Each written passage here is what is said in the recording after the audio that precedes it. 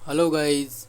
आज हम लोग इस वीडियो में बात करेंगे नोड के बारे में, ब्रांच के बारे में, लूप और मेश के बारे में। सो चलिए शुरू करते हैं। ये नोड होता है क्या है, सर्किट में हम लोग कैसे नोड को पहचानेंगे, आज हम लोग इस बारे में डिस्कस करने वाले हैं। व्हेन टू और मोर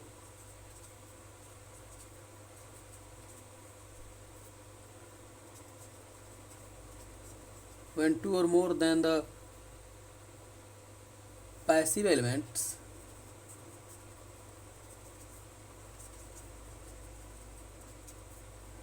joint together and current division take place.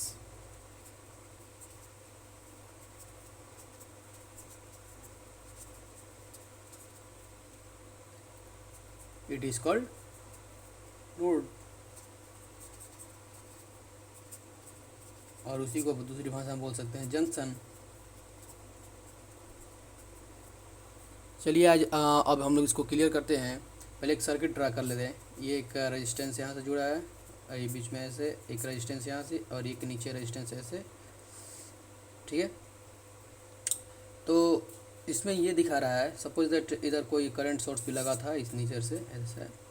तो यहाँ से जब करंट गया तो यहाँ से जाने के बाद करंट इधर, जैसे यहाँ से करंट आई गया तो इधर डिवाइड हुआ और इधर डिवाइड हुआ। करंट आई निकला और इधर I1 गया, इधर I2 गया। इस रेजिस्टेंस में, इस रेजिस्टेंस में और इस रेजिस्टेंस में जो करंट है वो डिवाइड हो गया। तो कहने का मतलब कि नोड कहते किसको हैं। इस सर्किट में हम लोग देख रहे हैं कि इस रेजिस्टेंस के बाद दो और रेजिस्टेंस लगे हुए हैं और इस पॉइंट के बाद जो करंट है वो डिवाइड हो रहा है। और ये वही चीज़ आपका फार्मूला है जो डेफिनेशन में दिखाई दे रहा है कि व्हेन टू और more than the passive element join together and current division take place. Current division जो हो रहा है उसकी वहीं पर हम लोग उसको नोड बोल देंगे या फिर जंक्शन बोल देंगे। जिस पॉइंट से जो करंट होता है वहीं से उसको हम लोग बोल सकते हैं। जैसे कहने का मतलब कि यहाँ से तो ठीक है, लेकिन यहाँ से ब्रांचेस जुड़े हुए हैं, ये वाला रेजिस्टेंस, ये वाला रेजिस्टेंस और ये वाला रेजिस्टेंस, इसी को हम लोग बोल देंगे क्योंकि यहाँ से के बाद जो करंट डिवीजन हो रहा है उसी को हम लोग नोड बोलेंगे। इस पॉइंट पर ये वाला पॉइंट नोड N1 हो गया। और अब फिर एक और प्रॉब्लम क्रिएट होता है कि नोड और जंक्शन में अंतर क्या है। तो बेसिकली हम लोग देख सकते हैं कि बेसिकली दो या तीन से जो ब्रांचेस लगे रहते हैं, दो या तीन जो जंक्शन लगे रहते हैं उसी को हम लोग नोड बोलते हैं। अब हम लोग आगे बात करते हैं ब्रांचेस के बारे में। अब हम लोग शुरू करते हैं ब्रांच के बारे में कि ब्रांच क्या है और कैसे है। इट इज़ कनेक्टिंग पाथ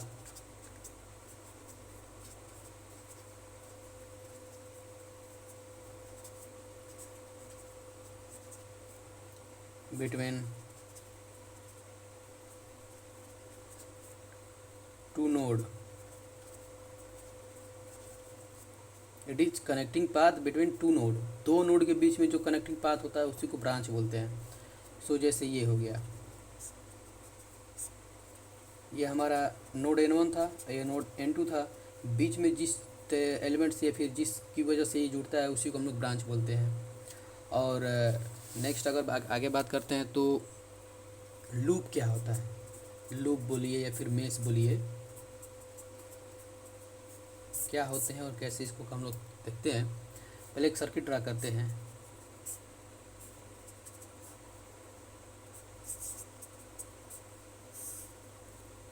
ये R1 हो गया और ये R2 हो गया। यहाँ से इस लूप में ये करंट फ्लो हो रहा है जिसका वैल्यू है I, और ये प्लस माइनस जो वोल्टेज लगा हुआ है वो हो गया। तो इसका डेफिनेशन हम लोग ऐसे लेते हैं कि it is a combination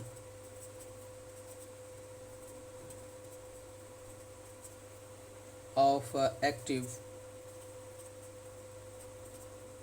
and passive elements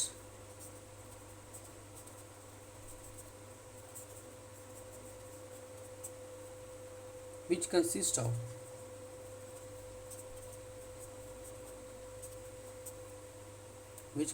the closed path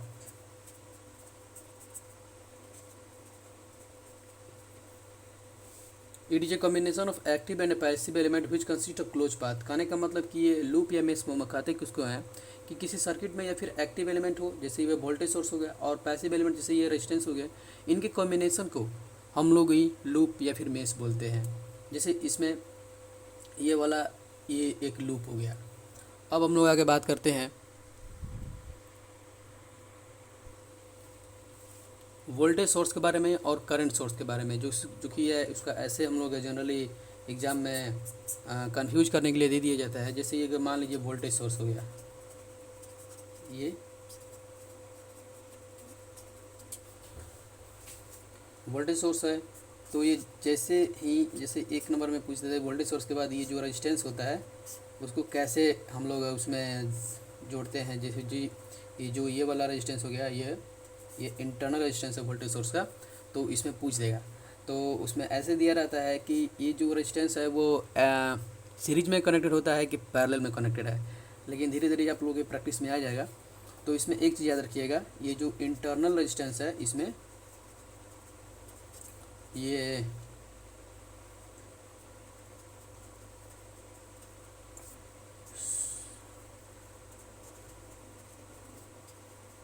देखिएगा, जो इसमें इंटरनल रेजिस्टेंस वो जीरो होना चाहिए, क्योंकि ये जीरो होगा तभी इसमें से करंट मैक्सिमम फ्लो हो पाएगा।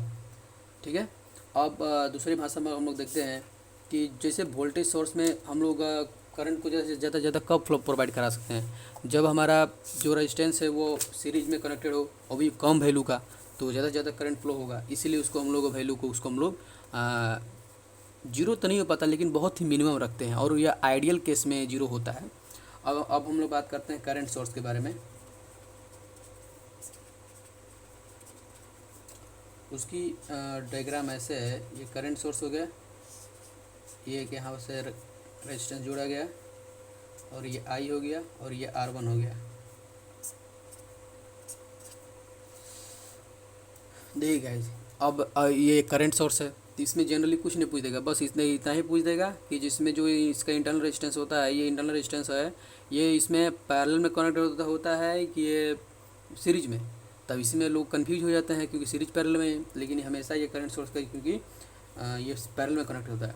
इसमें सवाल अभी ये भी उठ रहा है कि ऐसा क्यों होता है, क्योंकि अगर हम लोग इसमें जो रेजिस्टेंस है इसको पैरेलल में इसलिए करते हैं ताकि वो बहुत कम से कम पैरेलल में अगर हम लोग जो भी ज़्यादा से ज़्यादा रेजिस्टेंस को जोड़ते हैं तो उसकी वैल्यू कम होती चली जाती है, इसीलिए इसको हम लोग पैरेलल में करते हैं। इसकी जो इंटरनल रेजिस्टेंस है इसको हम लोग देखते हैं। Internal resistance should be infinite की बात कर रहा है, ये आइडियल के केस में, ये आइडियल करंट सोर्स के केस की बात कर रहा था, अब वो भी आइडियल वोल्टेज सोर्स की बात कर रहा था, ये उसमें हुआ। Thank you guys.